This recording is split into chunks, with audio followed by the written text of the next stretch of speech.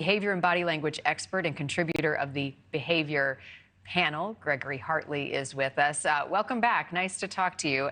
I love thinking about this going into a debate because it gives us just one more thing to keep tabs on. And you have said posture is important and noted someone's position tends to change when they lie. What should we be looking for? So there are no real indicators of lying. There are deception clusters where things start to come together and you can tell that a person is not above board. These guys are both pretty practiced at delivering some whoppers, so I think they can get away with a few. But their body language and their posture that shows confidence, or when they get disturbed by something the other person says and they slump, their chin up in defiance or their chin down to protect their throat as they become deceptive. Those are the kind of things that we'll look for. How about agitation? What types of body language indicates that somebody's getting pretty frustrated, hot under the collar in response to the other? Well, they've aged, as you said, 4 years, and older people have a tendency to slowly boil up to frustration. But we saw Biden last time really get angry and say, "Shut up!" And you could see it building up in him. You could see frustration building in his brow. You could see his face starting to scowl, and then him starting to move in a more wooden fashion rather than more fluid. And you could see the frustration coming. We'll probably see the same in Trump. What does it say, Greg, when a candidate, and I actually remember Nikki Haley in the primary, not looking at the other candidates? What does that part of body language say about how they're thinking and feeling in that moment when they don't address one another? Well, when you're angry, when you're upset, when you're defiant, you make hard eye contact. When you're trying to persuade people, you make hard eye contact. Americans do about 50% eye contact when we're talking to someone. So we'll dodge away as we're thinking about facts or as we're feeling something, but we often try to stay eye locked, and that's part of American culture. So when they're looking away, it's probably avoidance or frustration or one of those. And there's no single one thing. The good thing about body language is dynamic. There's a baseline. You look for change. Absolutists believe if you touch your nose, you're lying, and you shouldn't listen to that. Interesting. I want to take a listen to something you said back in 2020, the last time these two debated, and get your take on it now.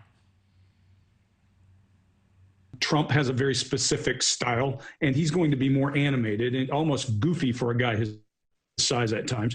And on the other hand, you'll find that Biden has a very contained, until he forgets where he's at, kind of a posture. Barriers are also going to be related to that posture and how they normally function.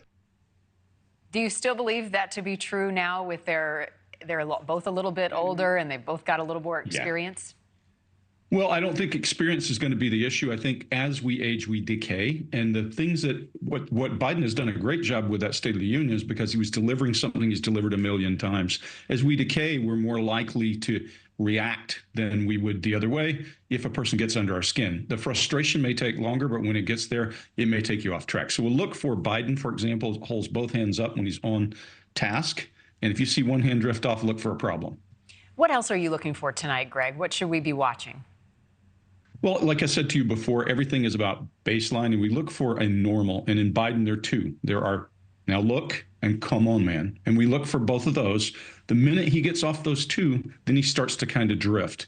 With Trump, we're going to look for this hand movement or this podium surfing he does when he's contained and holding on to the podium to let us know he's getting frustrated and agitated. Those two things will be good indicators as to where we're going. And if Biden loses track and gets off, then Trump is going to own the conversation. How about pauses, right? I mean, Biden known a little bit more for pauses, but how do you interpret a pause, and depending on how long it is? Well, I think it depends. All of us pause when we're asked a question that is complex and forces us to think, and then you'll see eye movement as a person's recalling something or thinking. What we'll look for in Trump is that patented thing where he lunges at you as soon as he hears an opening, but his mic is not open. So we will look for his body language instead of his mouth to give us an indicator of what he's thinking as he lunges toward the person or twists it at the podium. One of the other parameters tonight, Greg, no live audience. How does that impact body language, not feeding off a crowd?